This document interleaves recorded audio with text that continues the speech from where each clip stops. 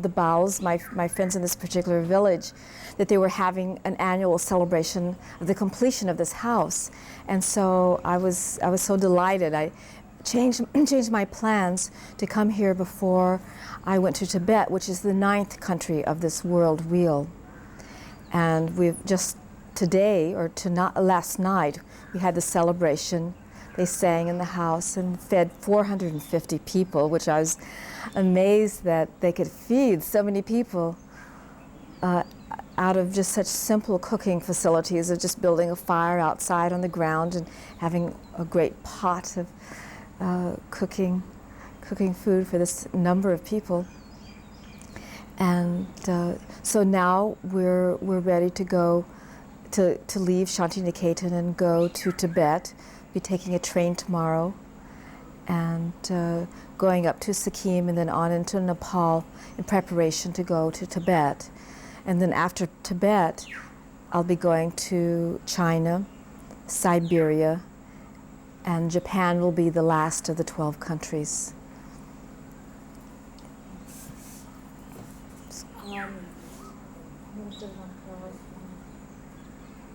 So I much prefer to have the sound of birds chirping than the honking sound. So briefly talk about the world wheel and what that is, Mm-hmm. and the vision. About 17 years ago, I had a dream, and in this dream I saw myself making some giant wheel. I didn't know where it was at that time, but I was in the dream, I saw myself in many different cultures, and I was carving stones in wilderness areas, in caves or sides of mountains, not the art that I was before I realized where these places were. And as soon as I realized where they were, I started preparing for this journey. It's been 5 years now that I have been traveling around the world, going to these 12 countries, making a mandala, a circle around the world.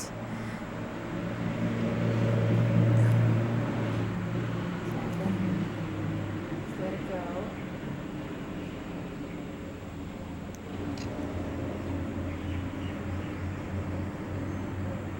With Earth, our close relationship with everything around us, through the art, through the rituals and performance, as well as the sculpture, that was the way that I could affect life.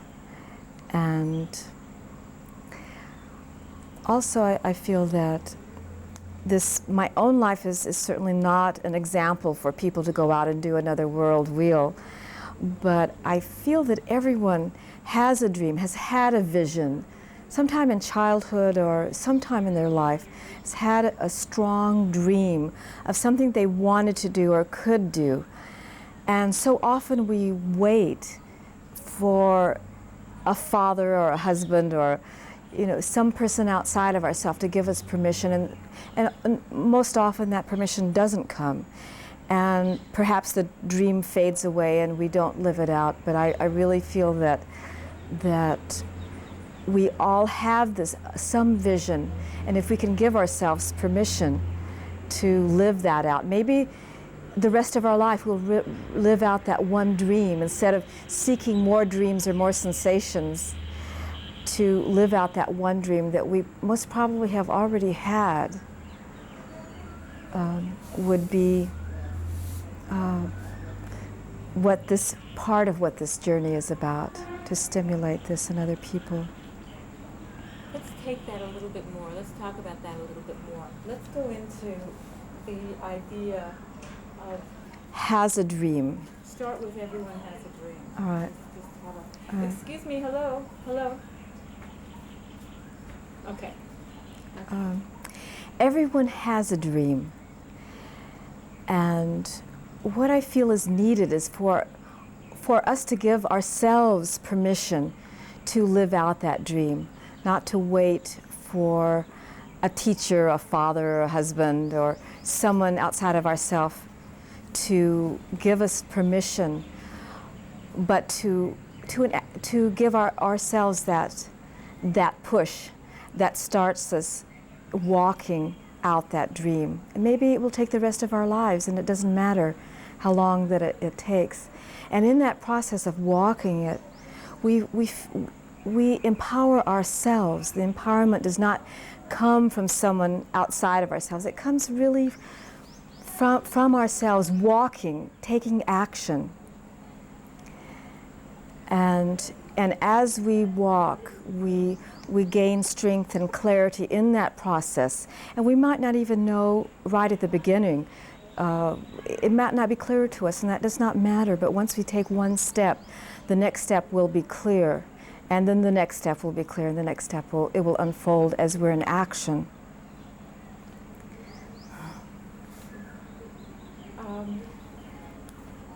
So let's talk a little bit also about is my own individual expression. And it doesn't matter what it is. We all have our talents, and the variety of talents and expressions are very, very important, and what really does help the world. Not for people to just follow and do exactly what I'm doing, but to find their own way of entering the world with their vision. And you know, one thing that maybe we will talk about is that years ago, I was sitting in the mountain, and I was at a time of great change in myself, and I saw the stone that was in front of me dissolve, in a sense, as if I was looking into matter, looking into what the heart of ourselves was, and it was open, it was spacious, and it was light, and it seemed as if this was an element that was a common denominator in everything. And from that point, I couldn't work as a separate artist. I felt I had to find some media, some way to work as an artist that represented this connectedness of life that I saw at that time. And the world wheel, the form of the world wheel, to start again with that thought. And you know what? Let me get you from that, giving permission to yourself. Right. Teacher inside of yourself, inside of ourselves, that can find that voice that leads us into doing our own expression instead of following a pattern that has been set up by another person, no matter how wonderful the person is. It may not be the way you would walk in the world, or it may not be your particular expression. So I wouldn't want anyone to follow exactly what I'm doing. It may be right for me, but it wouldn't be right for another person. And to find that inside that place that really leads you, that strong voice that does tell you and guide you of what is right for you, I think is very, very important. And to honor that, even when it goes against someone that you respect, talking in a different direction, to first honor your own voice. Because through my own experience, through my life, looking back on the decisions I've made, I always have found that if I have followed my own inner voice, it has never, never led me wrong. It has been closer to my view of the universe than someone else who perhaps is a wise person, still has a view through a particular culture or a particular sex or a particular time in life, whereas your view comes from exactly where you are within the whole. Now, we haven't talked yet about the part of making other people having this, the ability to do something grand. Right, Need, the inner wanting to do something on a larger scale that affects people. Right. And having the courage to begin. Right. I feel it's, yeah. Okay, look at me for a second. Mm-hmm. Okay. Wait, sorry. To understand ourselves or understand our own contribution, but within that closeness, within that drop contains the whole universe, some pattern of the whole universe. And within that small act of what we do with the situations around us contains a clue of what we can do to affect the whole world. And we can just let that small act take a form that can reach out into a world family. I really feel the people that I'm with are my family in a very personal way. It's not in any abstract way. It's very, very personal. I love these people that I have been with here in this country. But they're part of a very, very large family. I'll be going to Tibet and showing pictures of the people here to my new family in Tibet. And although it's a very personal act, it has made a leap into a larger concept. And I think that everyone has some way that they can make a leap in their life that will affect the world.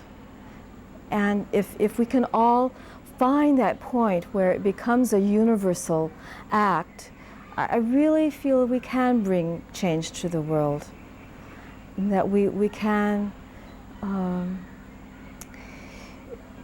bring a life that is sensitive and is connected with the earth in the way that society has in the past has not allowed us to connect, seeing ourselves as part of the earth instead of using nature as something for our benefit, seeing us flowing with the cycles of life and with all people, with the concerns of all people on this planet. I don't know. I want to do that again. I want to talk about that more. Yeah, because see, I have these different themes going on. The earth. I wanted to yeah, I think we get should the earth, and we should perhaps identify